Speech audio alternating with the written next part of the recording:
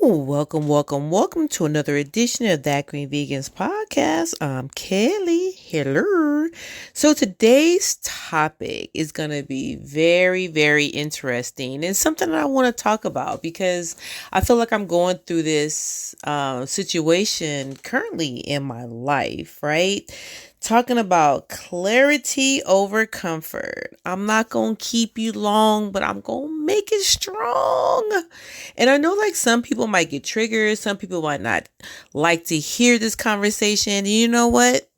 Sometimes it happens like that. Sometimes you got to hear the truth.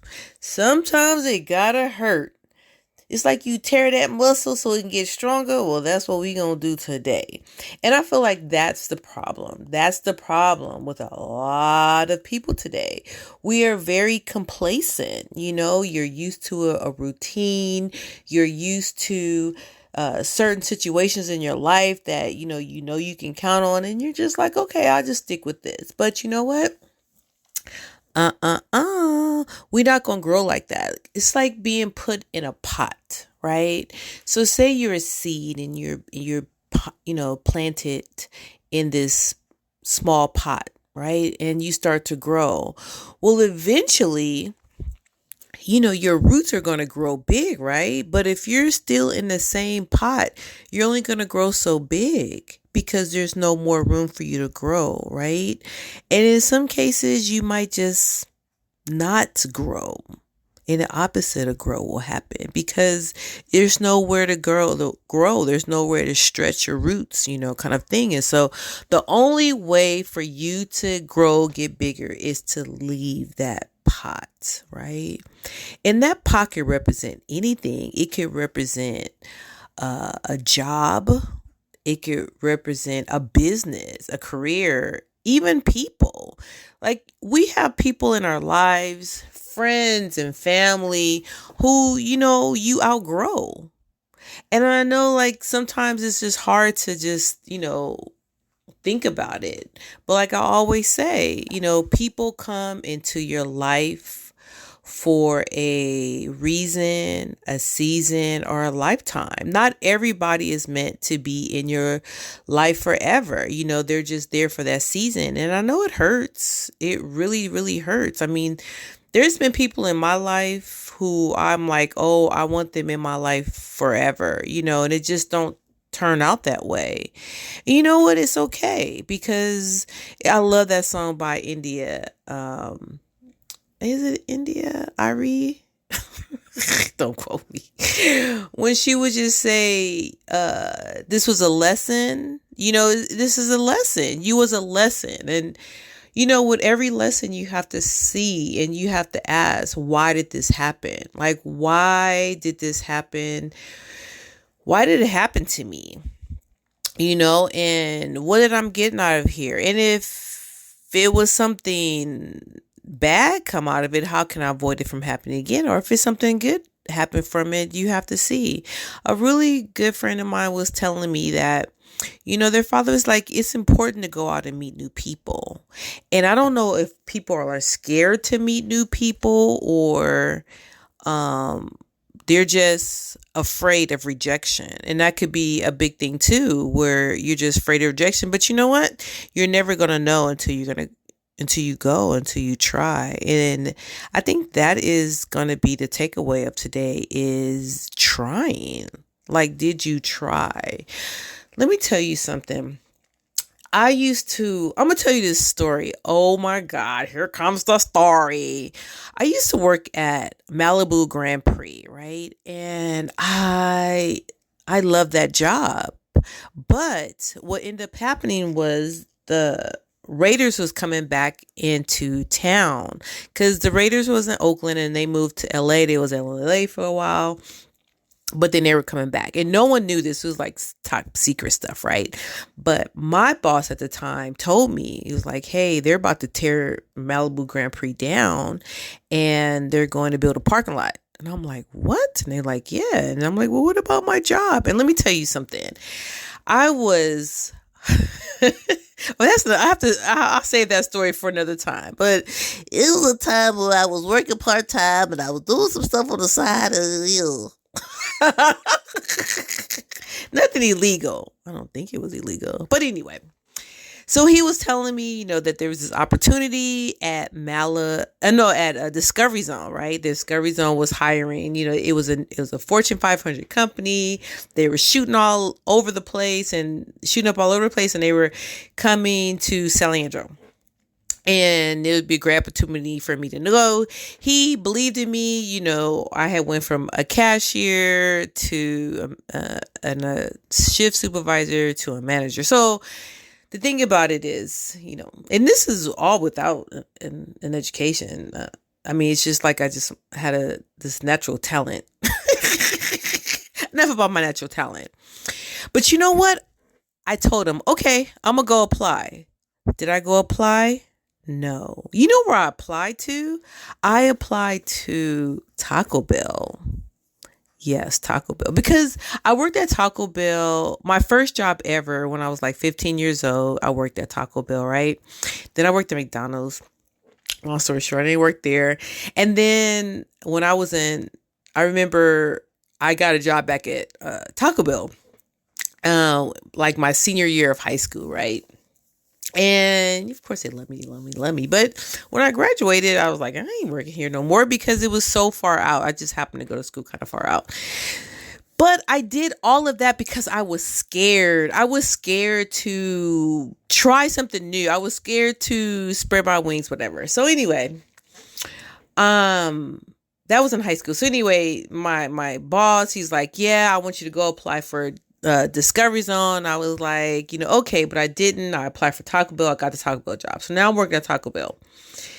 Of course they hired me like that, but the first day, now at the time, I think I was 20 something. Maybe I was like 23, somewhere around there. Right. So my supervisor at Taco Bell at the time was, I would say 17, 16. It's a teenager. I know that much.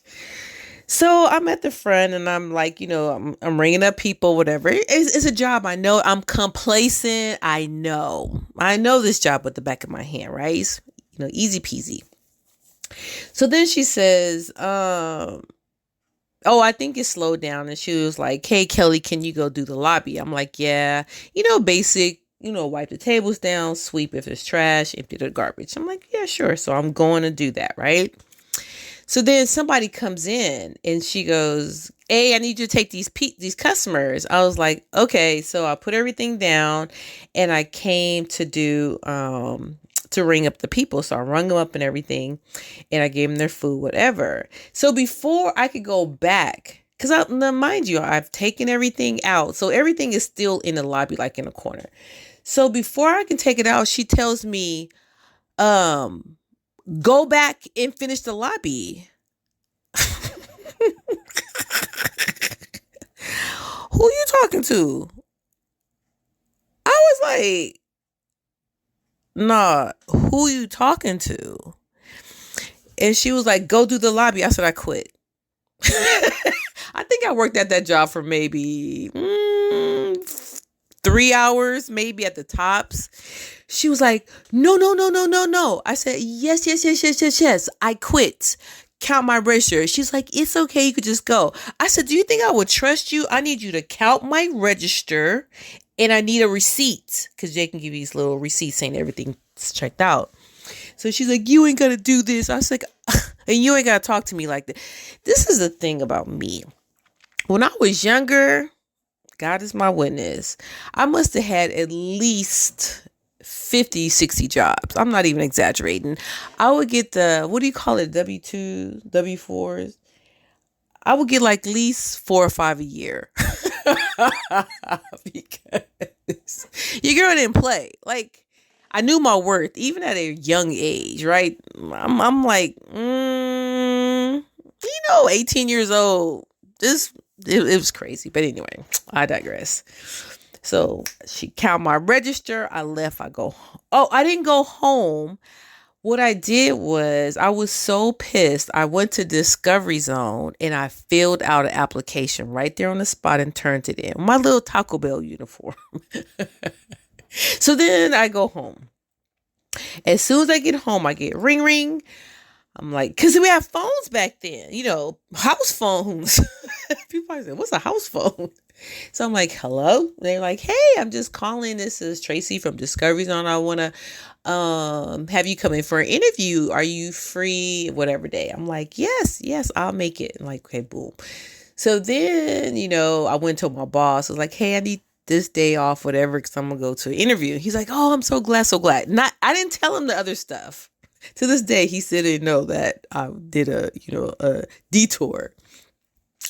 I go to the interview, boom, right? I go home. So back then, it's like I used to have a group of friends, and they were like, on one. So they were celebrating me because, they were like, hey, we about to celebrate. Woo, woo, woo. And we ended up, getting some drinks, and they at my house, like at my little apartment, and we drinking whatever. So then the phone rings, and I answer, what's up? That was a no. If you don't know, don't ask nobody. And it was Tracy, and Tracy's like, hello, may I speak to Kelly? I'm like, hold on a second. I'm like, Kelly, phone. Because I didn't want her to know it was me, So I was like, hello? And they're like, oh, Kelly, this is Tracy. I would like to offer you the position as assistant manager at Discovery Zone. I'm like, oh, really? Okay, great. Yes.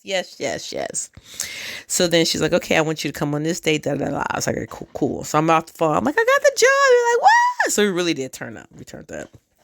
So anyway, I do my paperwork and, everything. And it was cool. It's cool. I'm assistant manager. I'm learning. All this kind of stuff is happening, right? So at the time I had a general manager, right? And my general manager, she, how can I say it? She was a lovely woman. But she had some problems. She had some issues, kind of thing. She was super, super nice. Super, super nice. So anyway, I felt myself was covering for her, right? Because she would kind of go on these little binges and stuff, and but I had her back. Let me tell you something. I've said this before. If I am loyal to you, I am loyal to you. You don't have nothing to worry about ever. When I say ever, I got your back, right? So she stopped coming to work.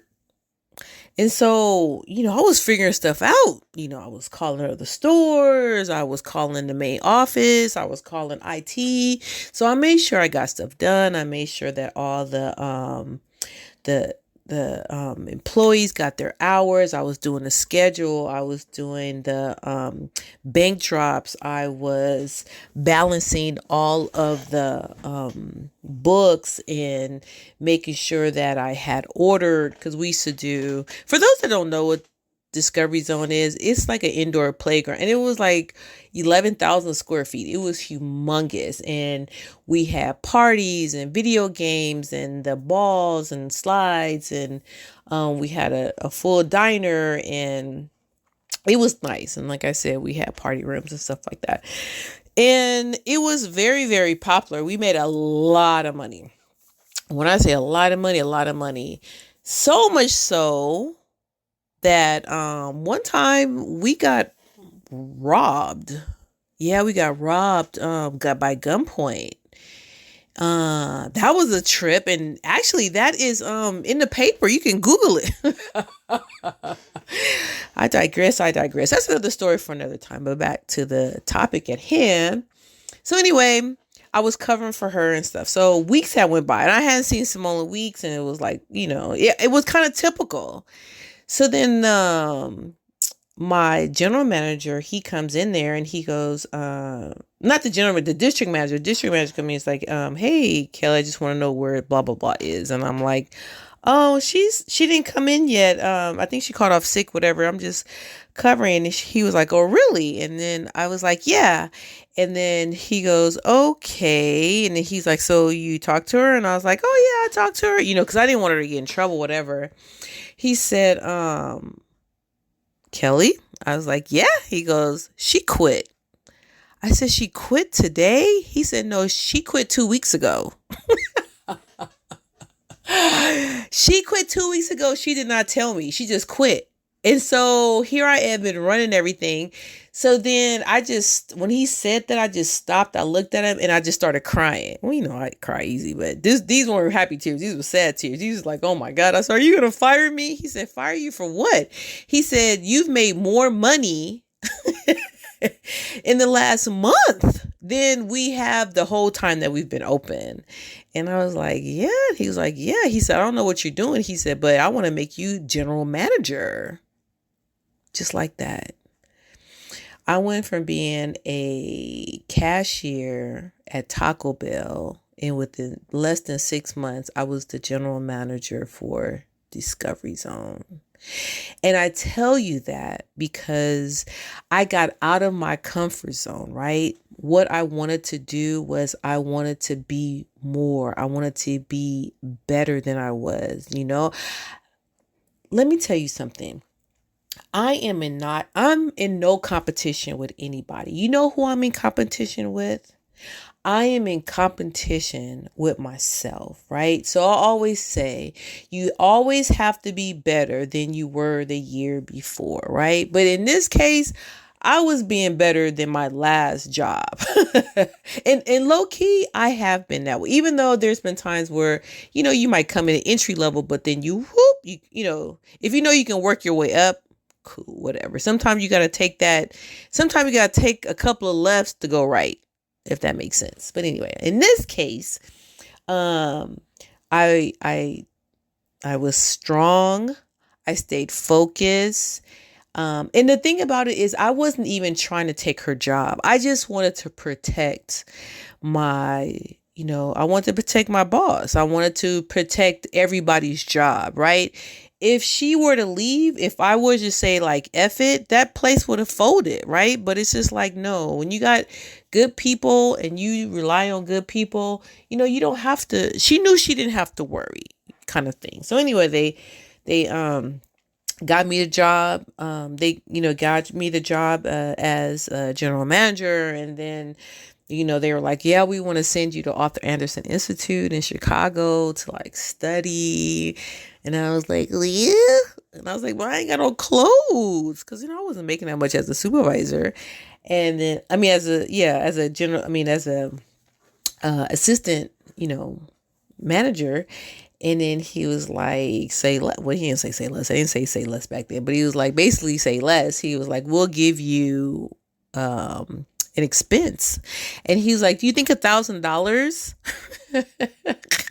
Do you think $1,000 would be enough money for you to get clothes and stuff for the trip? What? I was like, I can make it work. Mind you, I'm a Rainbow Ross kind of person. So heck yeah. But yeah, so anyway, I go out there, I study with the best. I study with CEOs from across the country. I'm in the rooms with the people of like the biggest companies there is, Fortune 500 VPs and presidents. I'm sitting beside them, right? And so this is where I get my confidence from. People are thinking like, oh, is she bruh, you don't even, let me tell you, not trying to flex and try to brag, but I've been some places, I've done some stuff. I don't know if you see my resume. I'm just saying. But a lot of it is because I took chances. I was very clear about what I wanted. I know I have a lot of friends. They just kind of stay in their little bubble and they're happy in their little bubble. But I've always been the person to pop it out. And it does. Sometimes you're like open and you're just exposed. But that is the times where you really see how you are as a person. I even looked to see, I'm looking at a picture of Nate and when I was in New York and stuff. And I went to New York by myself and I traveled and I did all these things and I experienced all these amazing things. And, you know, it just made it just every experience that I have, it builds on top of what I can do, right? And then, but it also changes the expectations of myself. And it's like I challenge myself every single time with every single experience that I have, you know. And let me tell you something. You're going to have some aches and pains because you're going to, in some things, I mean, man, let me tell you something. They tell you I've been going through some stuff and I've made some mistakes, but then on the other side, I've been able to learn from those mistakes and been able to do better, right? And things are changing for the better. Why? Because I did not give up. I constantly wake up every morning. I give grace. I pray and I give gratitude, and I count my blessings. And, I'm just very appreciative of every little thing I have. Every little thing I have. Matter of fact, the other day, I went to Starbucks. And when I got to Starbucks, somebody had paid for my coffee. So I paid for the person coffee behind me. I had a gift card. I mean, I would have did it anyway, but and it's just like that really made my morning. It's the little things like that just it just makes your day. Things that you experience and stuff like that, and you hold on to those experiences. So when you are having a bad day, you can always think back to when it was a better time. Yeah. So, to wrap this up, clarity over comfort. Stop being complacent, right? And stop staying in spaces that's going to keep you small. That's another podcast topic for another day. But let me tell you something. You are beautiful. You are worthy. Know your worth. And you stay 10 toes down in your confidence, because no one's going to be your biggest cheerleader but you. And just in case no one's told you today, I love you. Now, go out there and be what? Great. Bye.